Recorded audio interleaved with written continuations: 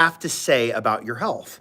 You know, we've talked so much about evangelism. We've talked so much about prayer. We've talked so much about all these other things, but the Bible does have a lot to say when it comes to the issue of how we treat our bodies. And so I've got something right here. It's 1 Corinthians chapter 6, and it's verse 19 through 20.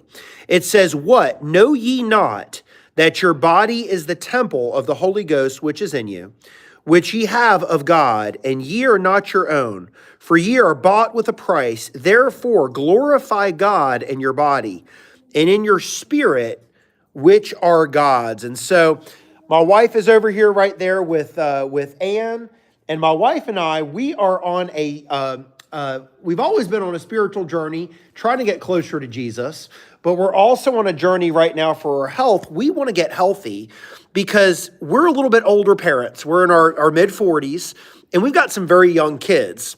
And so we want to know what we can do to work on our health. And so one of the things that there's a lady at my gym over at Planet Fitness in Alamance County, and she spends a lot of time there. She's very healthy. She really works on her health, and she is a certified health coach. And she said, "Mike," she said, "I'll train you." And I don't think I said anything. And she said, "I'll do it for free." And I said, "I think we can work with that." So here she is. This is Beth Wilson. And Beth, it's nice to have you on camera.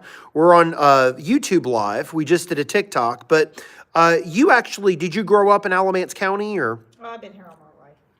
Okay. And you grew up, where'd you go to high school? Cummings, okay. And so you have always really been, as long as you could have been, you've always been into your health. Has it been more of a healthy eating or more exercise, or has it always just kind of been both? Well, I played sports growing up. I played softball, I played soccer, I played tennis. So I always played sports. And then when I first went to UNCG, I discovered the rec center, and that's where I started getting used to like strength training and a lot of principles with that. And also I started taking a lot of nutrition classes and I became fascinated with all of that. And so it's just always been a huge part of my life.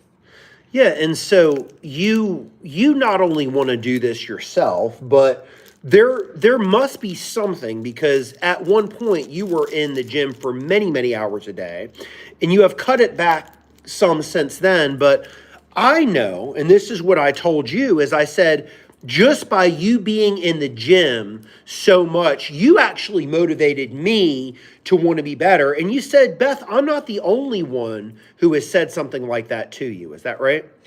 I've been told that I am an inspiration and a motivation for other people, and that really, I love that aspect of it. In all honesty, I'm on the opposite end of a lot for a lot of reasons as far as how much I do. I've struggled with exercise addiction and an eating disorder for basically as long as I could remember. And so it's been a hard work for me to actually go from how much I was doing to bringing it back down.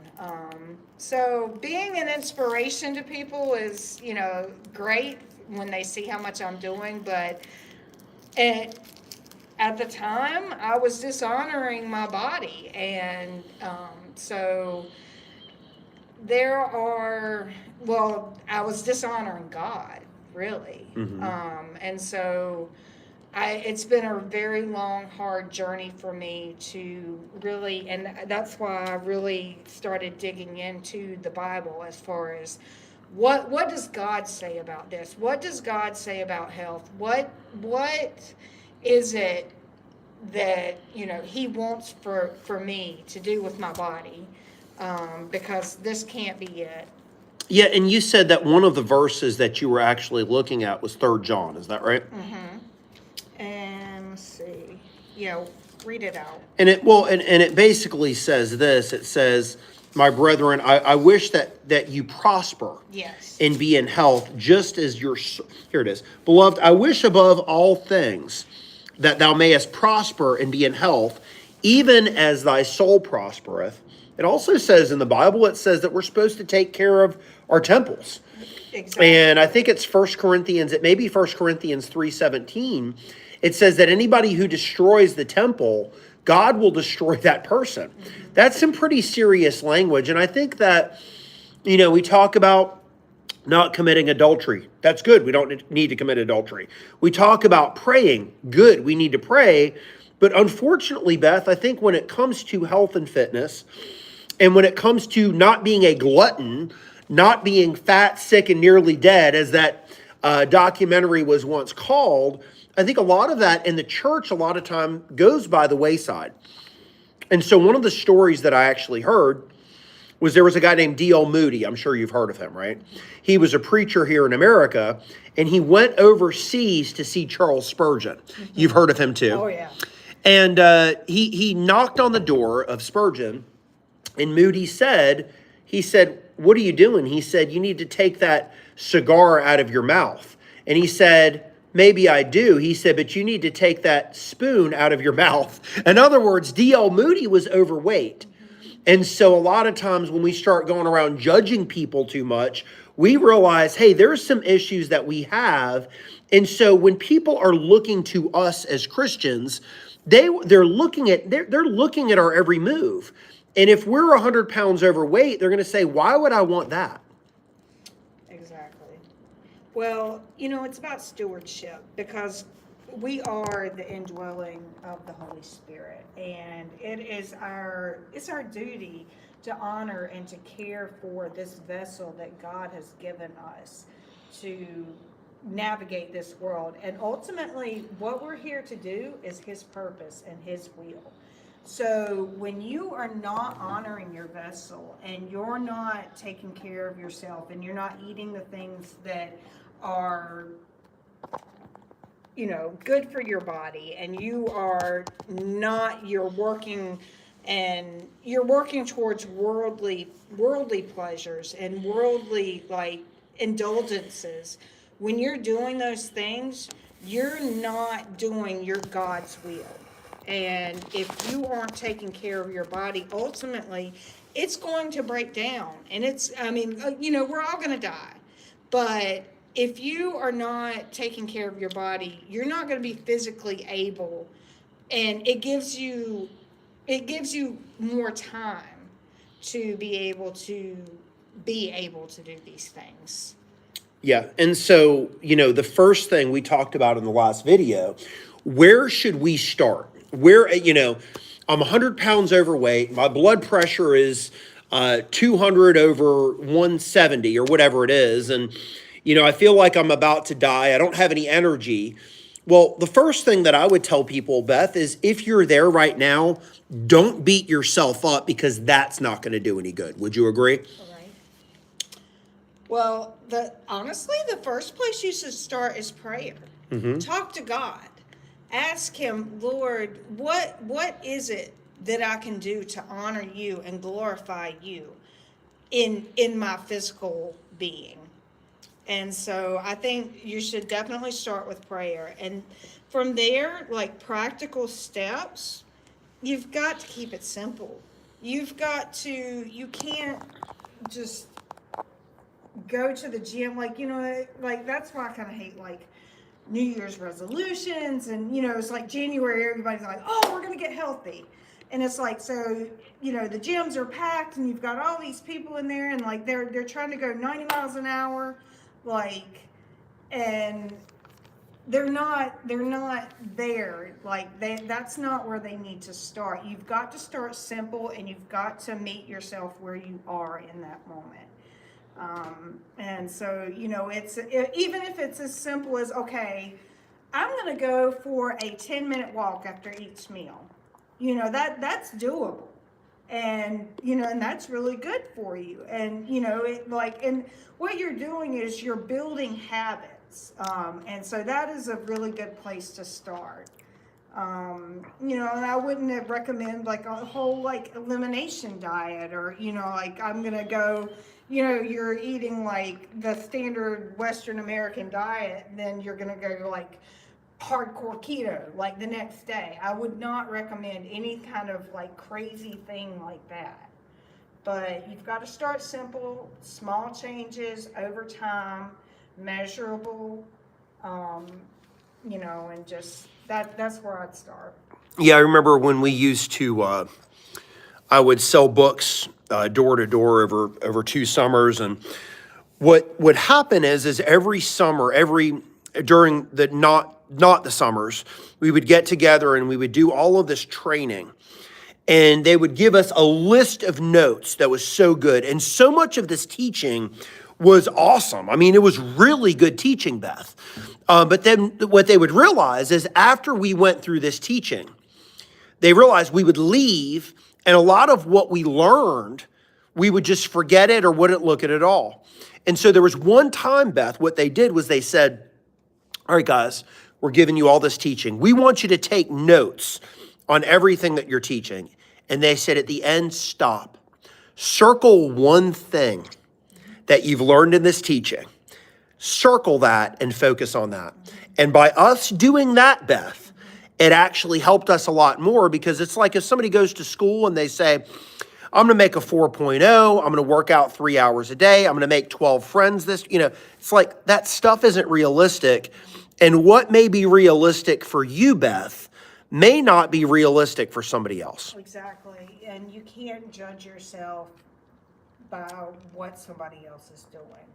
Like, there's so much bio-individuality as far as what people are capable of, what they can tolerate as far as stress. You have to factor in things like that too. Like, a lot of people don't factor in the fact, like, your family life, your work life, your social life, like all of that, like that's all part of health. Like, so a standard definition of health is just like the absence of disease, but health encompasses everything. I mean, it's spiritual, it's financial, it's relational, there's so many pieces, and it all affects your health. You can't separate it. And you know, the Bible talks about that. It's oh gosh. And while you're looking that up, Beth, one of the things that I notice about you is that when you are over at the gym, you're not just sitting there listening to some secular music or whatever. What are you listening to or watching while you're at the gym?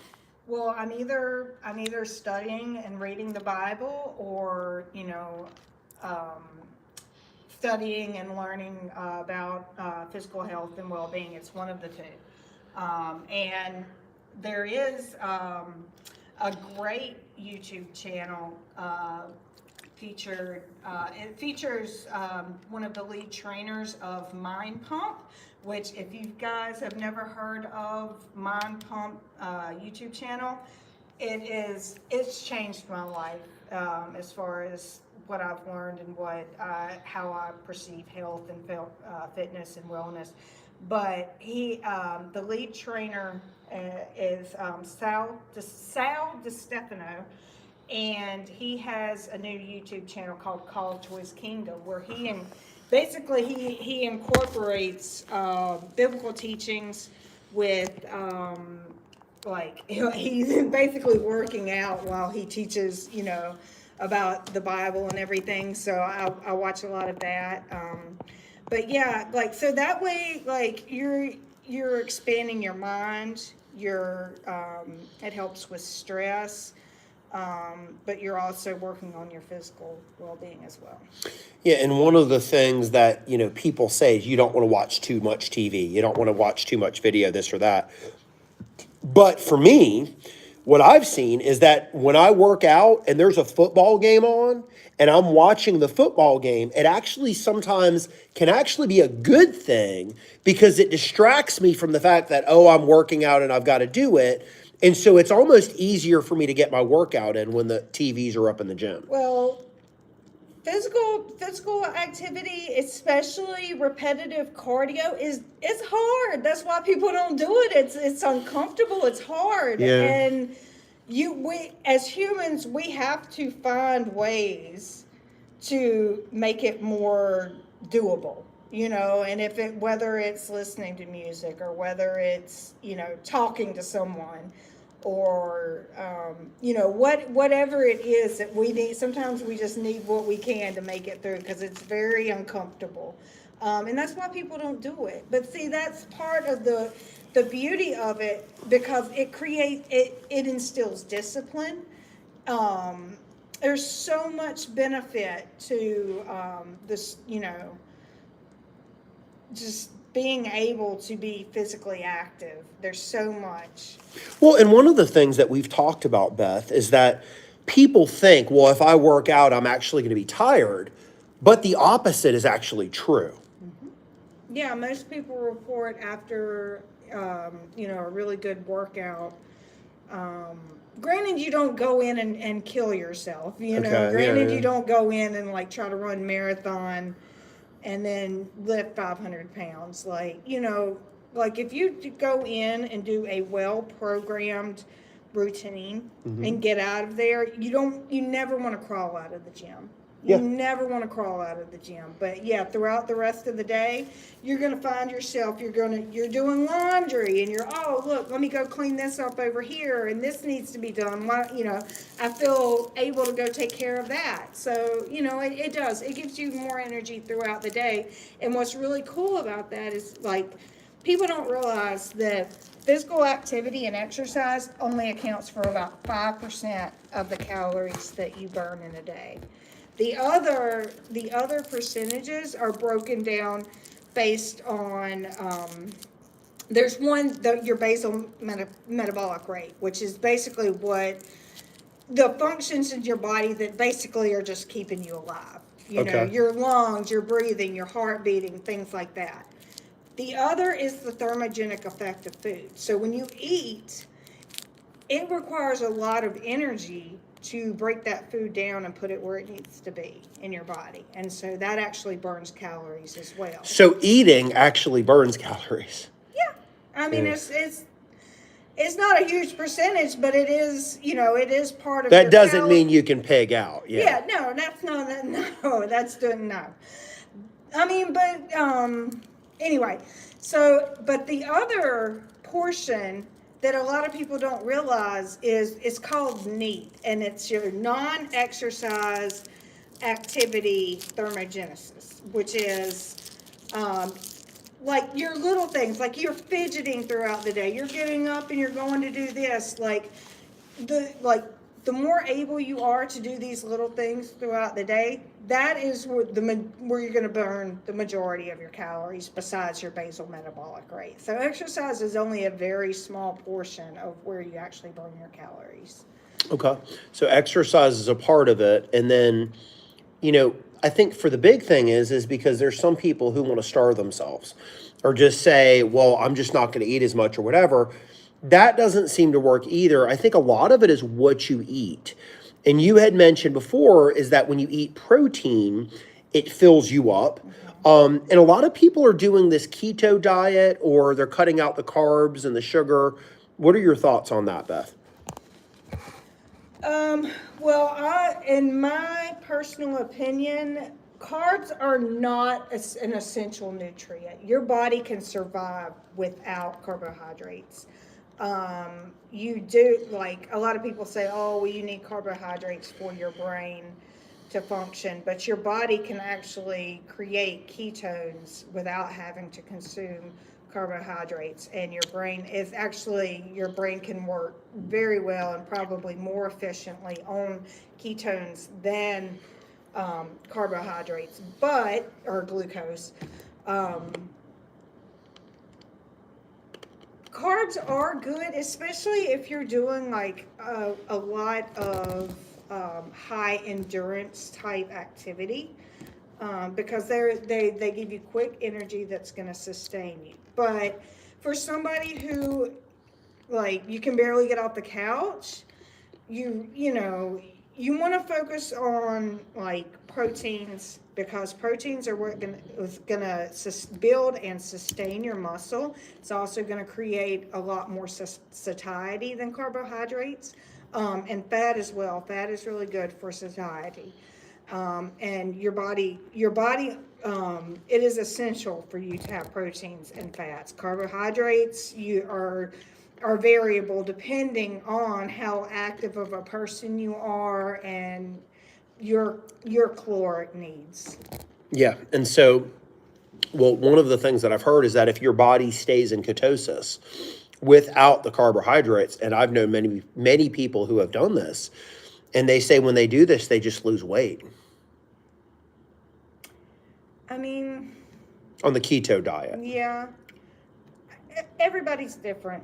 Everybody's like, and like you can't. Weight loss is very individualized, and there's so much that goes into it. So I can't really speak to what causes one person to lose weight. I mean, the basic when you like very basic caloric expenditure for losing weight is you have to burn more calories than you eat. That like, but there's so much that goes into that, so that's very simplified, as far as like what causes someone to lose weight or gain weight. Yeah, and this is from the studies that we've done, and I would also tell you this as well, is that, ask your doctor, if you want to lose weight or you want to do it, we're not telling you not to go to your go to your doctor, ask your doctor, see what your doctor says. And, especially I would say if you're suffering from things like diabetes or high blood pressure, because, we've heard people talk about fasting before, Yeah. or intermittent fasting, and some people can do it and some people do really well with it. But if you're a diabetic, you're really not supposed to fast for a prolonged period of Oh, time. no, I would never give any kind of advice, nutritional or otherwise. This is basically, this is broad overview. Doctors are God-given for a reason. You would never like do something without consulting your doctor first. They have to be, the primary authority. And before you do anything, before you begin any kind of exercise program or anything, you need a thorough evaluation, and you need to discuss with them what your plans are and get the okay to do that. Yeah, and so what we're doing, this is based on our own experiences, and this is for entertainment purposes only, as they say, because I'm not a doctor and neither are you, but we can tell you anecdotally, from what we've been through, and I can tell you what's worked for me and what hasn't. And I think a big part of what we have to do is, at the end of the day, and people don't want to talk about this, Beth, but is self-control and self-discipline. Self-control and self-discipline is in the Bible. The Bible says that the fruit of the Spirit is love, joy, peace, patience, kindness, goodness, faithfulness, gentleness, and self-control. And so, yeah, part of it, sometimes it's tough. It's not always easy for you to get up what time do you get up in the morning? Usually anywhere from like 4 to 5, usually. And you go to the gym. Yeah. And I'm sure when you first started doing that, it may have been tough. But now, after you've been doing it for so long, it's just a habit, right? Yeah. And I've created my routine around that. So, in order for me to do that, I know the importance of rest and recovery.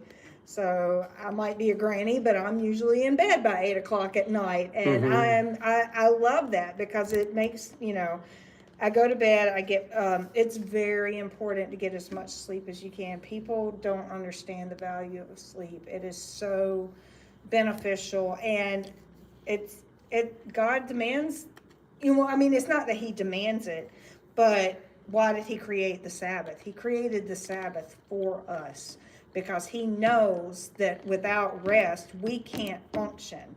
If we just are going 1,000 miles an hour all the time, we're going to break down that much faster.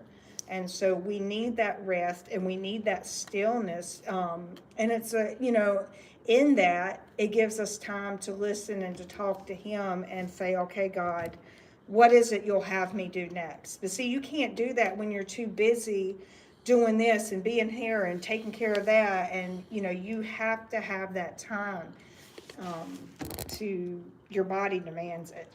Yeah, and one of the things, Beth, that we've talked about is that, and we said this a little bit before, and you talked about the mind pump, but when you're at the gym, you said do you listen to the Bible? Is that right? Yeah, I listen. Well, I have an app on my phone, so like I'll put it in my headphones, but I actually read it as well, so I do both. Oh, you read it while you're on the okay, and you seem to get a lot out of that. Is that right? Oh yeah, because it.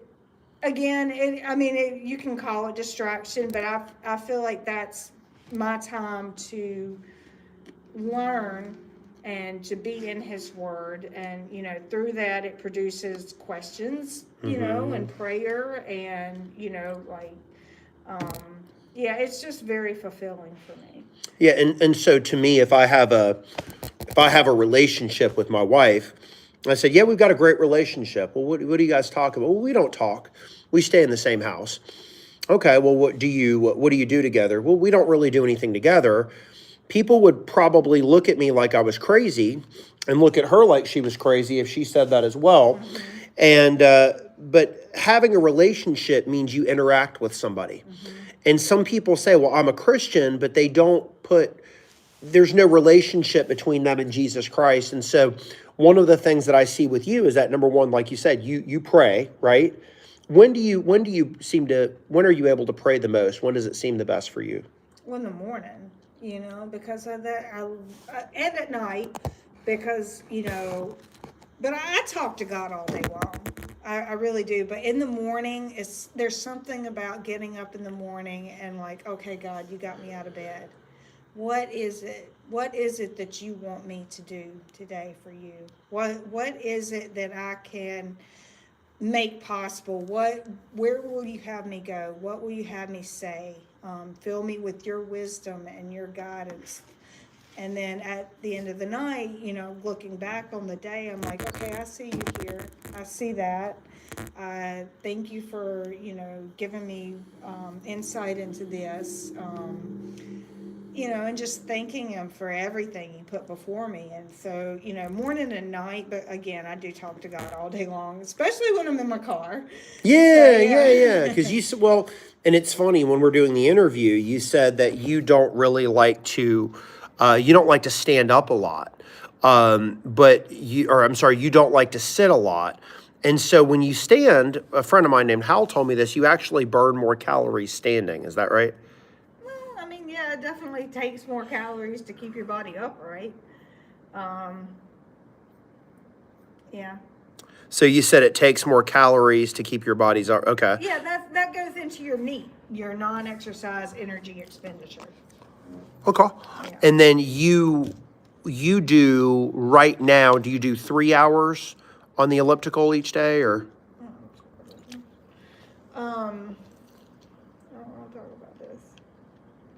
Okay, well, you've cut back, is what I'm saying. Yeah, but let's just say I do cardio training, but my focus has gotten more into really, really getting strong and building muscle. Okay, and so you strength train every day, is that right? Yeah, I do. I do total body workouts. I like workouts that work. So I don't like machine workouts. I like doing barbell work. I like doing things that incorporate your whole body, because it's more bang for your buck. Like a lot of people like to, I'm going to go do some bicep curls and then let me do some like some calf raises and I'll be good. But if you incorporate exercises that work multiple muscle groups, you are like really decreasing the amount of time, effort, and energy you have to put into your workout. You can get it done much quicker, and it's far more effective. Yeah. And so one of the things that I see, and I want to thank you for coming on today, and thank you for taking your time to come out here. But one of the things that I see is that you may not be doing what Beth is doing right now, but what you can do is we can all start somewhere. And I like what you said, Beth. Start off with prayer, number one. And then what I would say as well is start off with some sort of action. And I like what you said. You don't have to do what Beth is doing every day. You could go for a 10-minute walk after you're done with your meal, and it's a start. You have to start somewhere. I think sometimes we try to bite off more than we can chew, and then we get frustrated. But I think the biggest thing that you've said is read your Bible, pray, get closer to the Lord. And as you do these things, you just ask the Lord, say, Lord, give me the energy, give me the determination to go and do this workout. And we know that the Lord is faithful. Is that right, Beth? Amen. Thanks for coming on today.